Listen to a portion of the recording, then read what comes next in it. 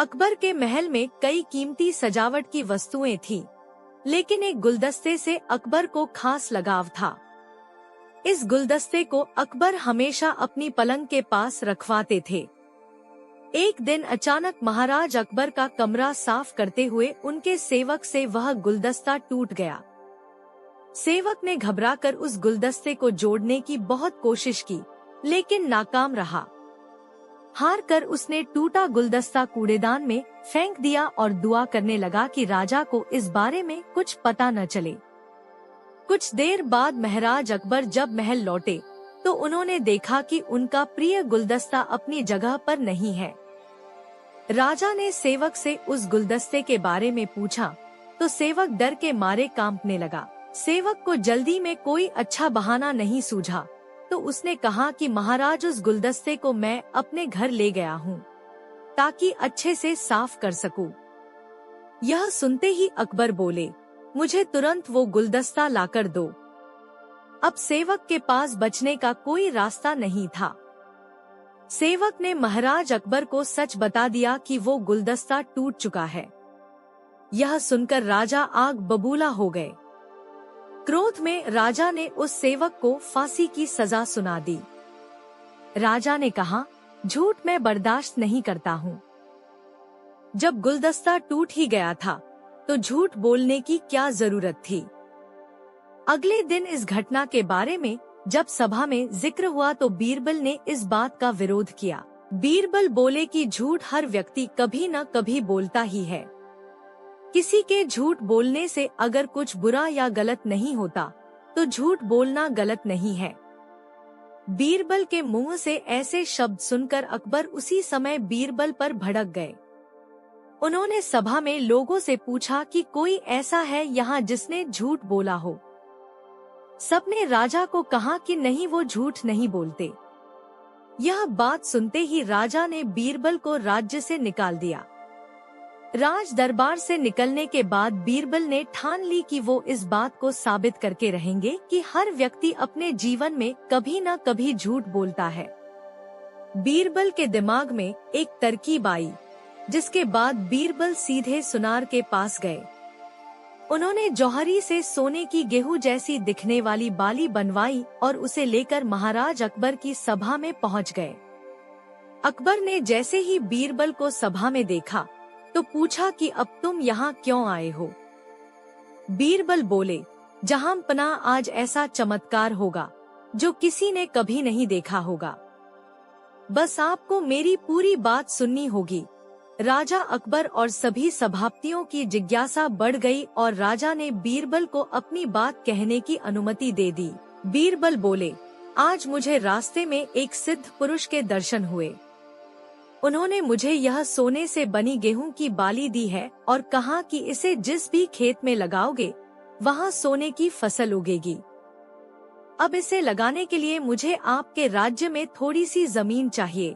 राजा ने कहा, यह तो बहुत अच्छी बात है, चलो हम तुम्हें जमीन दिला देते हैं। अब बीरबल कहने लगे कि मैं चाहता हूँ कि पूरा राज दरबार यह चमत्कार देखे। बीरबल की बात मानते हुए पूरा राज दरबार खेत की ओर चल पड़ा। खेत में पहुंचकर बीरबल ने कहा कि इस सोने से बनी गेहूं की बाली से फसल तभी उगेगी जब इसे ऐसा व्यक्ति लगाए जिसने जीवन में कभी झूठ न बोला हो। बीरबल की बात सुनकर सभी राज दरबारी खामोश हो गए और कोई भी गेहूं की बाली लगाने के लिए तैयार नहीं हुआ। राजा अकबर बोले कि क्या राज दरबार में कोई ऐसा व्यक्ति नहीं है जिसने अपने जीवन में कभी झूठ न बोला हो। सभी खामोश थे। बीरबल बोले, जहांपनाह, अब आप ही इस बाली को खेत में रोप दीजिए। बीरबल की बात सुनकर महाराज का सिर झुक गया। उन्होंने कहा, बचपन में मैंने भी कई झूठ बोले हैं, तो मैं इसे कैसे लगा सकता हूँ। इतना कहते ही बादशाह अकबर को यह बात समझ आ गई कि बीरबल सही कह रहे थे कि इस दुनिया में कभी न कभी सभी झूठ बोलते हैं। इस बात का एहसास होते ही अकबर उस सेवक की फांसी की सजा को रोक देते हैं। कहानी से सीख, बिना सोचे समझे किसी को बड़ा दंड नहीं देना चाहिए। हर काम को सोच विचार कर ही किया जाना चाहिए। साथ ही एक छोटे से झूठ की वजह से किसी व्यक्ति का आकलन भी नहीं किया जाना चाहिए, क्योंकि कुछ परिस्थितियां ऐसी होती है कि लोग झूठ बोल देते हैं।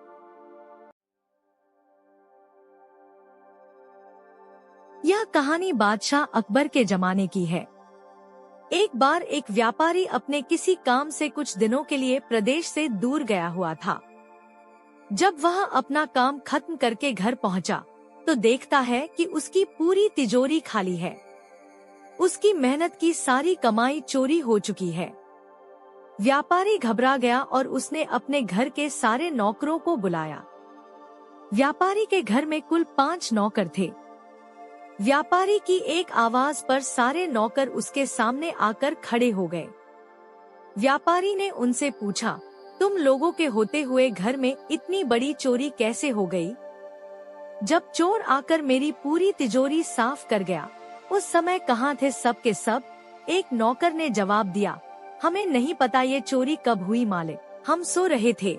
उसकी यह बात सुनकर व्यापारी गुस्से से आग बबूला हो उठा और बोला, मुझे तो लगता है कि तुम 5 में से किसी एक ने ही चोरी की है। तुम्हारा हिसाब अब बादशाह अकबर ही करेंगे। यह कहता हुआ वो महल की ओर चल पड़ा। बादशाह अकबर अपने दरबार में बैठकर जनता की समस्या सुन रहे थे कि तभी व्यापारी वहां पहुंच गया। व्यापारी ने कहा, न्याय हुजूर न्याय, मेरी समस्या को दूर करें। बादशाह ने पूछा, क्या हुआ? कौन हो तुम और क्या है तुम्हारी समस्या? व्यापारी बोला, मैं आप ही के राज्य में रहने वाला एक व्यापारी हूँ। महाराज, एक जरूरी काम से कुछ दिनों के लिए प्रदेश से बाहर गया था। जब वापस आया तो मेरी सारी तिजोरी लुट चुकी थी।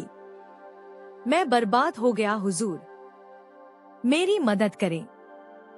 यह सुनकर बादशाह ने व्यापारी से कुछ सवाल पूछे, जैसे कितना सामान चोरी हुआ, क्या उसे किसी पर शक है? सवालों के जवाब मिलने के बाद अकबर ने व्यापारी का मामला बीरबल को सौंप दिया और कहा कि असली चोर को पकड़ने में बीरबल उसकी मदद करेंगे।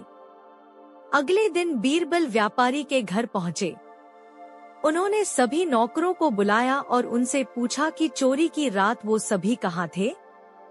सभी ने कहा कि वो व्यापारी के घर में ही रहते हैं और उस रात भी व्यापारी के घर में ही सो रहे थे। बीरबल ने उनकी बात मान ली और कहा, आप सभी को परेशान होने की जरूरत नहीं है। मेरे हाथ में ये 5 जादुई लकड़ियां हैं। मैं आप सभी को एक एक लकड़ी दूंगा। जो भी चोर होगा उसकी लकड़ी आज रात 2 इंच लंबी हो जाएगी और चोर पकड़ा जाएगा। हम सभी कल यहीं मिलेंगे।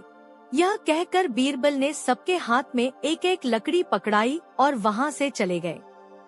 दिन ढल गया। अगले दिन बीरबल फिर से व्यापारी के घर पहुंचे और उन्होंने सभी नौकरों को अपनी अपनी लकड़ी के साथ बुलाया। जब बीरबल ने सबकी लकड़ी देखी तो उन्होंने देखा कि एक नौकर की लकड़ी 2 इंच छोटी है। बस फिर क्या था? बीरबल ने तुरंत सिपाहियों को उस नौकर को पकड़ने का आदेश दिया। व्यापारी इस पूरी घटना को समझ नहीं पाया और असमंजस से बीरबल की तरफ देखने लगा। बीरबल ने व्यापारी को समझाया कि कोई लकड़ी जादुई नहीं थी, लेकिन चोर को इस बात का डर था कि उसकी लकड़ी 2 इंच बड़ी हो जाएगी और इस डर से उसने अपनी लकड़ी को 2 इंच काट दिया और वह पकड़ा गया। व्यापारी बीरबल की चतुराई से बहुत प्रभावित हुआ और उसका धन्यवाद किया। कहानी से सीख, गलत काम चाहे जितना भी चतुराई से किया जाए, लेकिन वो सभी की नजरों में आ जाता है और उसका अंजाम हमेशा बुरा ही होता है। बीरबल की बुद्धि और समस्या को भांप लेने की कला के कारण बादशाह उन्हें खूब पसंद करते थे। इसी कारण से दूसरे लोग बीरबल से उतना ही जलते थे। इन जलने वालों में से एक अकबर का साला भी था। वो हमेशा से ही बीरबल को मिला हुआ खास स्थान लेना चाहता था। बादशाह जानते थे कि बीरबल जैसा कोई और नहीं हो सकता है।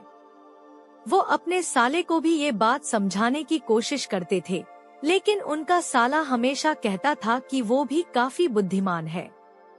इन सब बातों के कारण एक बार बादशाह के मन में हुआ कि अब ये ऐसे नहीं मानेगा, इसे कुछ कार्य देकर ही समझाना पड़ेगा। तभी अकबर ने अपने साले से कहा कि तुम अपने दिमाग और सूझबूझ से इस कोयले की बोरी को सबसे ज्यादा लालची सेठ दमड़ी लाल को बेच कर आओ। अगर तुमने ऐसा कर दिया तो मैं तुम्हें तुरंत बीरबल की जगह दे दूंगा। यह बात सुनकर अकबर का साला हैरान हुआ, लेकिन उसे बीरबल की जगह चाहिए थी। इसी सोच के साथ वो कोयले की बोरी लेकर सेठ के पास पहुंच गया। सेठ ऐसे ही किसी की भी बातों में आने वाला नहीं था, इसलिए उसने उसे खरीदने से मना कर दिया। अब अपना उदास चेहरा लेकर अकबर का साला महल लौट आया। उसने कहा कि मैं इसे नहीं बेच पाया। इतना सुनते ही बादशाह ने बीरबल को अपने पास बुलाया। उन्होंने अपने साले के सामने ही बीरबल से कहा कि तुम्हें सेठ दमड़ी लाल को यह कोयले की बोरी बेचनी है। बादशाह का आदेश मिलने पर बीरबल ने कहा कि आप एक बोरी बेचने के लिए कह रहे हैं, मैं उस सेठ को एक कोयले का टुकड़ा ही 10,000 में बेच सकता हूँ। यह बात सुनकर अकबर का साला दंग रह गया। अकबर ने कहा कि ठीक है, तुम एक ही कोयले का टुकड़ा बेच कर आओ। बादशाह का आदेश मिलते ही एक कोयले का टुकड़ा उठाकर बीरबल वहां से चले गए। उन्होंने सबसे पहले एक मलमल के कपड़े का कुर्ता अपने लिए सिलवाया, फिर उसे पहनकर अपने गले में हीरे मोती की मालाएं डाल ली और महंगे दिखने वाले जूते भी पहन लिए। इतना सब करने के बाद बीरबल ने उस कोयले के टुकड़े को सुरमा यानी काजल की तरह बारीक पीसकर एक कांच की डिब्बी में डलवा लिया। इसी भेष में वो महल के मेहमान घर में आ गए। फिर बीरबल ने एक इश्तिहार दिया कि बगदाद में एक जाने माने शेख पहुँचे हैं जो जादुई सुरमा बेचते हैं। सुरमे की खासियत में बीरबल ने लिखवाया कि इसे लगाने वाला अपने पूर्वजों को देख सकता है। यदि पूर्वजों ने कोई धन छुपा कर रखा है तो वो उसका पता भी बता देंगे। इस इश्तिहार के सामने आते ही पूरे नगर में बीरबल के शेख रूप और चमत्कारी सुरमे की ही बात होने लगी। सेठ दमड़ी लाल तक भी यह बात पहुंच गई। उसके मन में हुआ, जरूर मेरे पूर्वज ने धन गाड़ रखा होगा, मुझे तुरंत शेख से संपर्क करना चाहिए। इतना सोचकर दमड़ी लाल शेख बने बीरबल के पास पहुंचा। बीरबल ने जानबूझकर उन्हें पहचाना नहीं। सेठ ने शेख से कहा कि मुझे सुरमे की डिब्बी चाहिए।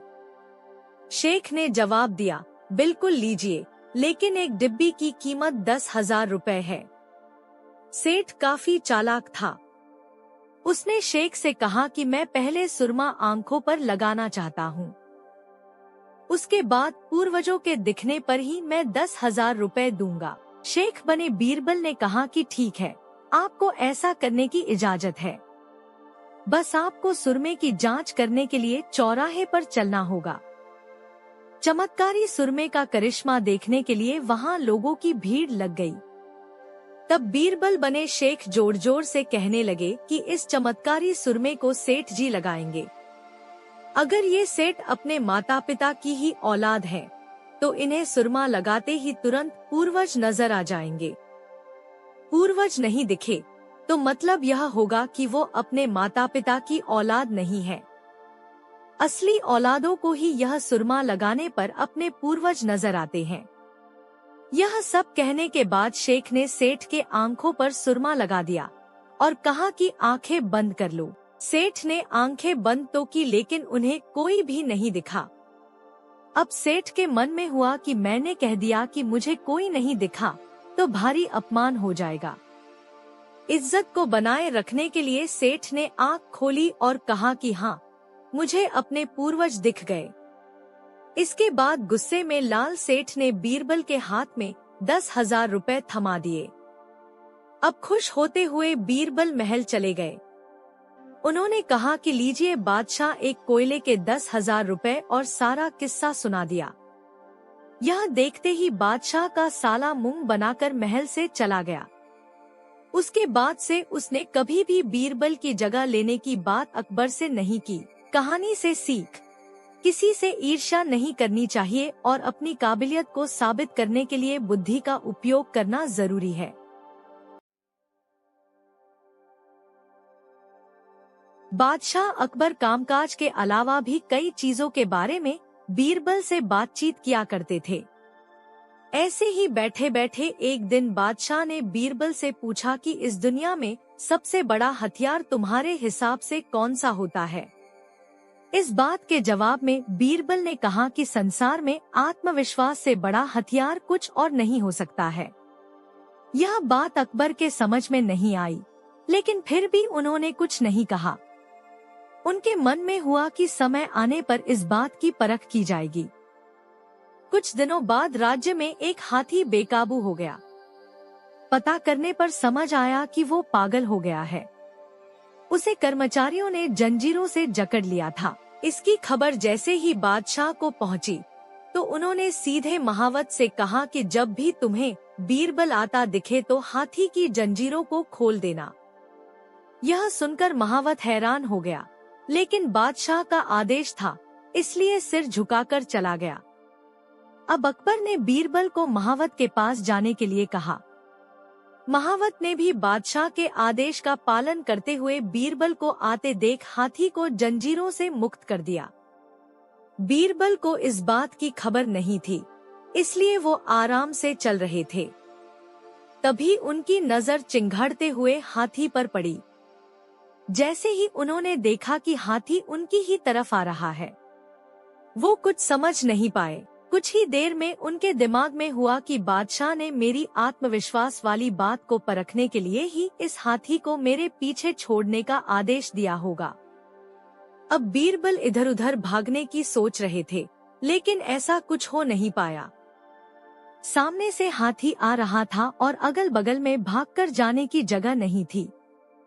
इतने में हाथी बीरबल के काफी करीब पहुंच गया। तभी बीरबल ने सामने एक कुत्ते को देखा और उसे टांगों से पकड़कर हाथी की तरफ फेंक दिया। कुत्ता चीखते हुए हाथी से टकराया। उसकी ऐसी चीखें सुनकर हाथी वापस उल्टी दिशा में भागने लगा। कुछ ही देर में इस बारे में बादशाह अकबर को पता चला। तब जाकर उन्होंने माना कि आत्मविश्वास ही मनुष्य का सबसे बड़ा हथियार है। कहानी से सीख: हर किसी की बात पर यूं ही भरोसा नहीं कर लेना चाहिए। बात की जांच और परख करना जरूरी है। दूसरी सीख यह है कि इंसान समय से पहले उम्मीद न छोड़े तो परेशानी से बाहर निकला जा सकता है।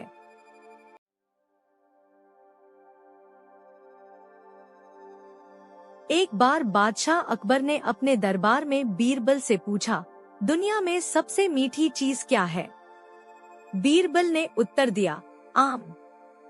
अकबर ने तुरंत एक पका हुआ आम मंगवाया और उसे काटकर आधा खा लिया। फिर उन्होंने आधा आम बीरबल को दे दिया। बीरबल ने आम का एक टुकड़ा खाकर कहा, जहांपनाह, यह आम थोड़ा खट्टा है। अकबर चौंक गए, अभी तुमने कहा था कि आम सबसे मीठा होता है। बीरबल मुस्कुराकर बोले, जहांपनाह, जब आम आपके हाथ में था तब वह मीठा था, लेकिन जब वह मुझ तक आया तो वह खट्टा हो गया। इसका मतलब यह है कि असली मिठास तो राजा की कृपा में होती है। अकबर बीरबल की बुद्धिमानी पर हंस पड़े और उन्हें इनाम दिया। शिक्षा: राजा या मालिक की कृपा से ही व्यक्ति सुखी रहता है।